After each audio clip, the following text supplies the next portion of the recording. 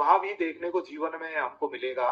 इसलिए धर्म को और जाति को हमको थोड़ा सा कुछ ऊपर उठ करके समझना पड़ेगा।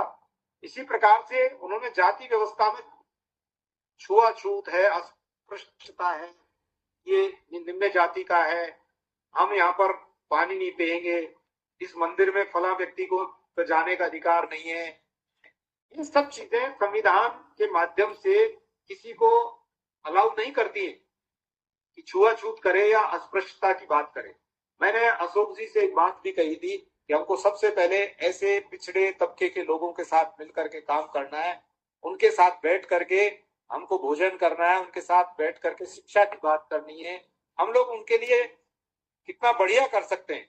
ये तो एक प्लेटफॉर्म पढ़े लिखे लोगों का है, जिनके पास अच्छा मोबाइल है, उस मोबाइल को यूज कर रहे हैं हम लोग। मोबाइल तो हो सकता है पिछड़े लोगों के पास भी हो, लेकिन शिक्षा के अभाव में इस मोबाइल का क्या उपयोग हो सकता है वो नहीं समझते। इसलिए हमें वहां भी काम करने की आवश्यकता है। अम्बेडकर साहब ने ऐसी जाति व्यवस्था का भी विरोध किया है जिसमें छुआछूत की या अस्पृश्यता की बात हो, जहां पर टचेबिलिटी, जो अनटचेबिलिटी की बात हम लोग करते हैं कि हमें छुआछूत का विरोध करना है पूरी तरह से।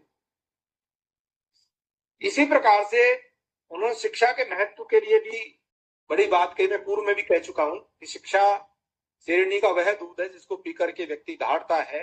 जब शिक्षा नहीं होगी, अगर मान ली प्लेटफॉर्म तो अवेलेबल है, लेकिन हम सवाई माधोपुर अपने निर्धारित समय की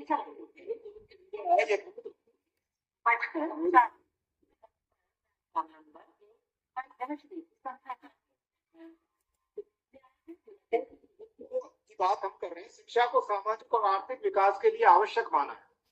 सामाजिक और आर्थिक विकास शिक्षा के बिना संभव नहीं है। ये बात अम्बेडकर साहब कहते हैं कि व्यक्ति को अपने समाज का, अपने समाज का यदि विकास करना है तो शिक्षा की बात जो है सर्वप्रथम उसको रखनी होगी। शिक्षा दलितों को सशक्त बना सकती है और उन्हें सामाजिक और आर्थिक रूप से आगे बढ़ा सकती है। शिक्षा वह माध्यम है जो पिछड़े लोग हैं, जो दबे कुचले लोग हैं, उनको आगे बढ़ा सकते हैं। क्योंकि शिक्षा अगर आपके अंदर है तो आप अपनी बात कह सकते हो, अपने अधिकारों को पहचान सकते हो, अपने कर्तव्यों की पालना कर सकते हो, और किसी में जाकर के अपनी बात को रख करके अपने ऊपर हो रहे अत्याचारों को आप जो है कि पूरी तरह से सबके सामने रख सकते हो और अपने न्याय की बात कर सकते हो। इसी प्रकार से अम्बेडकर साहब ने राष्ट्रवाद की